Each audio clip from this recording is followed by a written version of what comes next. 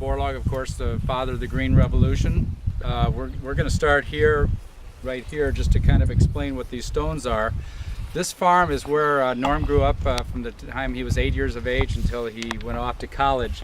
But this shows the stones where his name is on this one, and then you have Palma, his sister, who was 2 years younger than Norm, and then Charlotte is over here. Now Palma became a longtime kindergarten teacher down in the Cedar Falls area.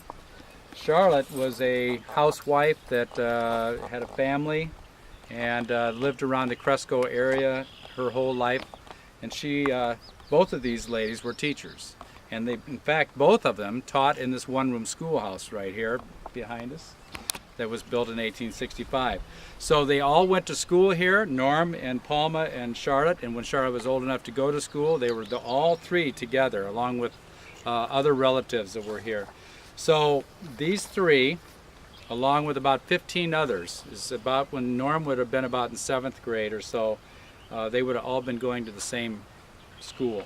But these two, later on, Palma and Charlotte, would become teachers themselves, and they would teach in this school before it was deemed to be too old. It was already old since it was built in 1865. As I tell school kids that come here to the farm, you think back what was going on in 1865. Some of the kids can recall that they'll say, oh, the Civil War, and there might even be somebody that will remember that Abraham Lincoln was assassinated in 1865. So I say to them, you know, just think of that. If these people were building this building that summer in 1865, it was just within a couple months after Abraham Lincoln had been assassinated. And as they're building this one-room schoolhouse, they're probably talking about Abraham Lincoln's assassination and the end of the Civil War. So that's kind of cool to think of. And where was this school located at that time? This school was located where that barn is, up in the far corner, and you take a left and go up the road about a half mile. So it's about a mile from this site, and it was you know, within a mile of the birthplace farm where he was born, but also about a mile from here too.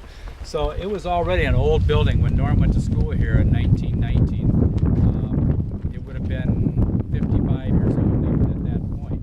So, you know, by the time that they all have finished school, and Palma and Charlotte both started teaching there, then obviously it was old and needed to be replaced. They built a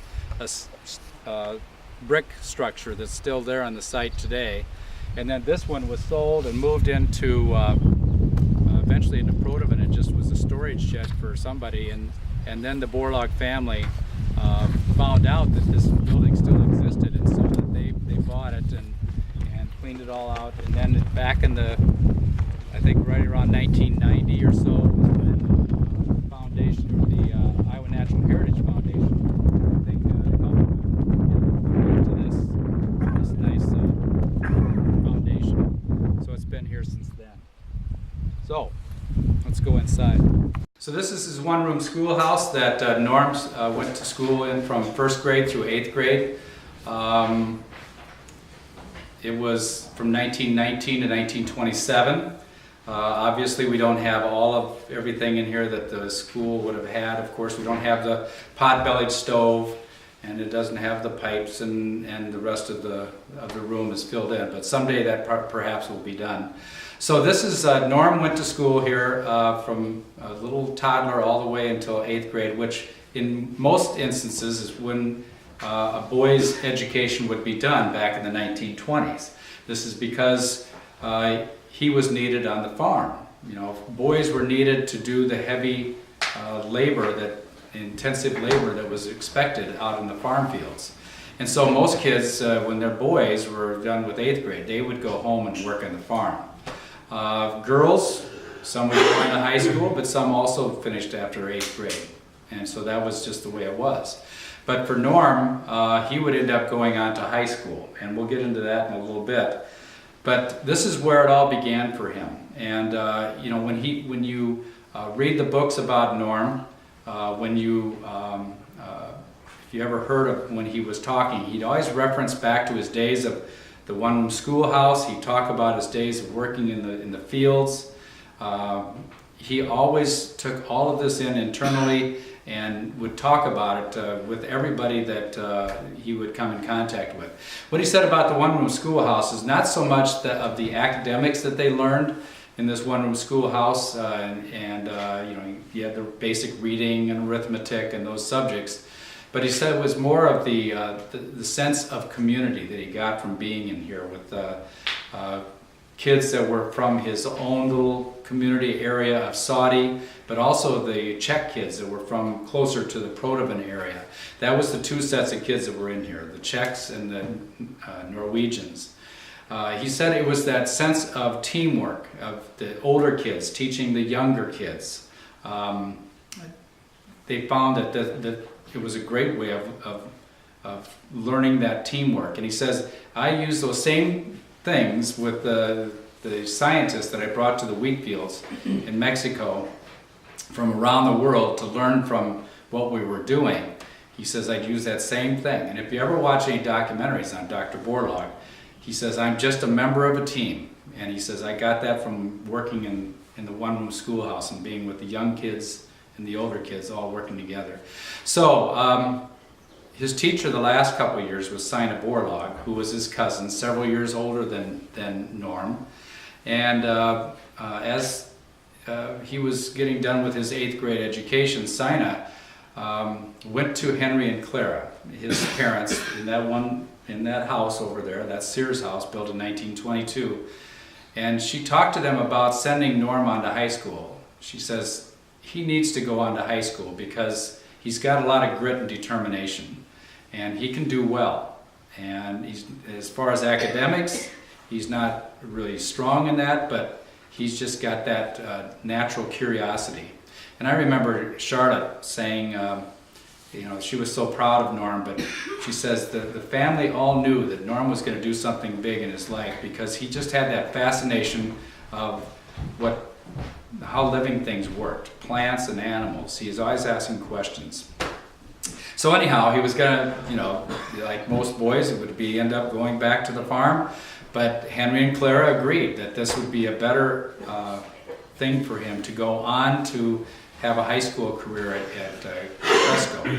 A couple things happened to allow that to happen. You think he's the only boy in the family, and so how can Henry afford to allow Norm to go on to high school when you have horses that you're working with? Well, they got a tractor in the late 1920s, which made it possible that now Norm didn't have to work with those horses and brush them down at the end of the night, and all that work that it took to take care of animals. Now they had a tractor that Henry could run, and that tractor never got tired, and so that made it possible. The other thing is they also got a car at about that time. Now the roads here would have been just dirt roads, and so obviously they didn't leave the farm very often. But with the car, they were able to now travel to Cresco and surrounding communities without having to go by horse. And so that also made it possible for Norm to be able to go on to high school. So that was the two things that really made it possible for him to do that. Of course, he went into high school and played sports, wrestling especially, but also football. And that's where he got a lot of valuable lessons from his wrestling coach especially, whose name was Dave Bartelma. He was the principal of the school at Cresco, but also was the wrestling coach. And Norm quotes him very many times in the book and says that Dave was a person that brought out the best in you. And he would say, you give your best or don't bother to show up.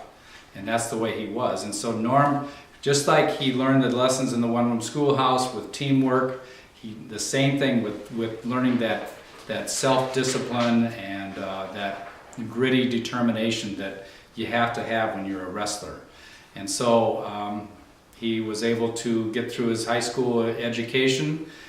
He was very much influenced by his ag teacher that he had in high school, Schroeder, which now Schroeder Drive is named at the school after the man that died in the cabin up north. But Harry Schroeder, I think his name. Harry Schroeder. So Harry was his ag and teacher, and Norm remembers that Harry was, they did this little experimental crops right behind the high school, and he said that this was the first time that he ever saw when fertilizer was used. And so Schroeder was using this fertilizer on this corn, and the corn was growing great, and so this was something new for Norm to experience, and so this was just the beginning of how he was thinking how he could use this stuff. So he gets done with his high school career, goes on to the University of Minnesota, but he was going to go to what is now UNI, but it was then called Iowa Normal School, which is a teacher's school. He was going to be a science teacher and coach. What he had done through his after high school, he needed to raise money to go to college, and it was during the beginnings of the Great Depression, and so the coach that came to see him wrestle in an exhibition match up near here came to him and says he was the coach at the Iowa Normal School, and if you come there, I can get you a job. And that was everything, because people needed to have work in order to be able to have money to buy food. There was no cafeteria style college food that they had back in those days. And so Norm was all set to go there. He had this job lined up. He was going to be a teacher. And then that's when George Champlin from Cresco, who was going to the University of Minnesota as he was a football player up there on a very good football team. And he heard of Norm somehow. He made a trip down to the farm and talked to him, and he says, "Why don't you come up to the University of Minnesota? You can play football up there." Norm was only like 140 pounds or 50 pounds or so. Come up, play football, you're a good athlete. And Norm says, "God, I don't know." But he decided to do it. So for whatever reason, Norm switched his direction, and he hitchhiked his way up to the University of Minnesota when he first was getting started. And he went to school there, but then not right away, because he took the entrance exam that involved a math test that he failed terribly, he said, because the classes that they had at Cresco they were not the same preparatory classes that he needed to get into the University of Minnesota. And so what was he going to do? He was going to either just come back and maybe end up going to the normal school in Iowa.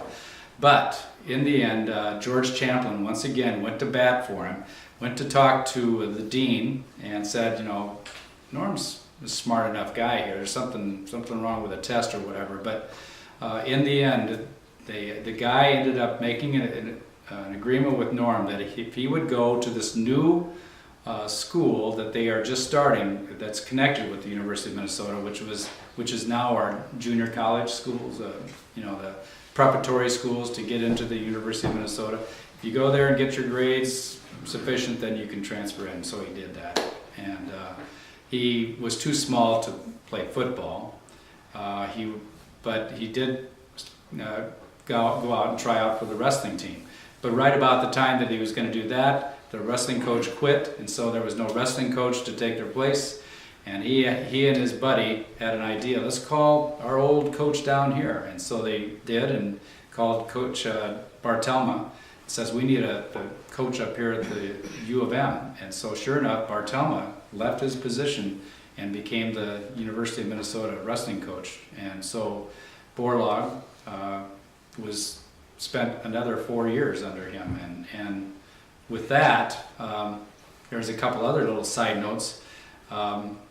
Bartelma and his students decided they were going to go, they didn't have wrestling at the University of Minnesota, so they went out and did some little exhibition bouts and showed the people in the surrounding communities around Minneapolis and St. Paul that this is an excellent sport for your young man to get involved with. It teaches self-discipline and it makes you tough.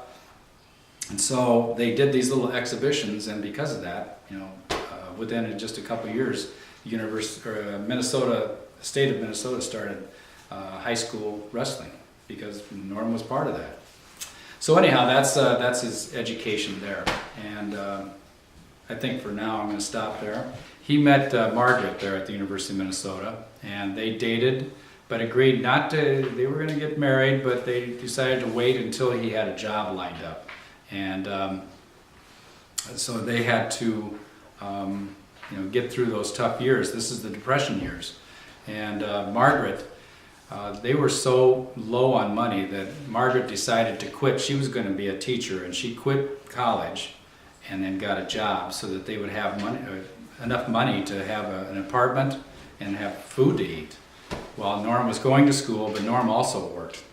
He saw the Depression in downtown Minneapolis and St. Paul. He saw a riot downtown, and it would really disturb him. He saw these people that were desperate for work, and they were hungry, had no money, and they got into demonstration, and they got in a fight with the policemen, and some people were clubbed and hit, and that really affected him. And he would remember that later, in years later on, that that kind of thing stuck in his head too, as far as the food shortages that we have in our world, and so he was going to do something about that. And he would say later on, he says, hungry people are desperate people, and they're going to do whatever they can to get that food. So anyhow, they were all lined up to get married. Norm graduated as an undergraduate in forestry and had a job lined up with the forestry department with the government. But the government program had to be suspended because of the Depression. They didn't have money. And so he talked with Margaret. They had just been married now, and now he has no job. What are we going to do? Well, he decided to just go back to the University of Minnesota, and he'd take some graduate classes. And that's where he met Professor Stakeman, who was this plant pathologist that was doing a lecture. And Borlaug was very taken with this man. He was just impressed, the way his fascination with plant pathology. But and Norm ended up going back to get his master's and then his PhD under the tutelage of Professor Stakeman. And then later on, when Borlaug would end up going down to Mexico, it was because he was recommended to the Rockefeller Foundation by Stakeman. The Rockefeller Foundation that was starting this program down in Mexico went to Stakeman and said, who would be some young scientists that would work well down in Mexico? And so Norm was, of course, selected by Stakeman. Mm. But Stakeman was another one of those guys, along with Dave Bartelma, that was very influential in Norm's life and getting him to what he did. Now, one of the last things, with students and with adults too, if they have the time, I'll usually go over this. This is the reason why Norm did what he did. Because he saw starvation in the world, he needed to do whatever he could to raise as much food as possible. So when he was born in 1914, there was 1.6 billion people on the earth, and when he died, there was 6.6 billion. 5 billion more people living on the earth in one lifetime of 95 years. Right now, I think we might even be up to 7.4 billion. You can see how fast it's going up. Around 75 to 80 million more people are on the earth every year. More that are being born than are dying. And this, as of 2050, they're predicting a little over 9 billion. And then they think it's going to level off. I don't know how they know these things, but they think it's going to level off. So 9 billion people, how are you going to feed everybody? And that's what Borlaug said, I'm going to do whatever I can to get the food in the mouths of these people that need it. Other people said, give up. They don't have, we can't do it. This is what I tell students out here. There's 25,000 people die of hunger every day. So they didn't get any food today or yet the day before that. And 16,000 of them are children. And Stephen Lauer, who was with the World Food Prize, some of you met him before, after I did this little talk one day, he did say, yes, but you have to also say that this figure was actually 1 billion about 10 years ago. And he says, we are making progress, but it's just a long way to go. So I give him those facts and figures. I also tell him about the one-room schoolhouse, about Norm being every day when they get to the school, they would sing a couple songs, and of course his favorite song was the Iowa song. You know, you guys want to sing this for the camera? So this is, you guys know the words. Now, not only did he sing it every day in the one-room schoolhouse, so I always have kids sing along with me, so I'll have to sing it for them first, and then we get through that. But when, in 2007, when he received the Congressional Gold Medal, that was sung by this military choir as he was being led into the rotunda by President Bush. And then it was also done in 2014 when the statue was unveiled in Washington, D.C. on his 100th birthday. And everybody was led in song, everybody that was there, by Simon Estes, the great opera singer. So it's time for us to all sing the Iowa song. All right? At the count of 3. 1, 2, 3.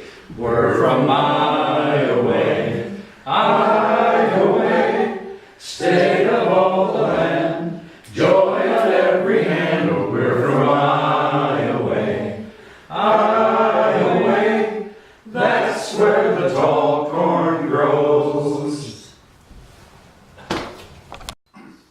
So one of the criticisms of Dr. Borlaug is that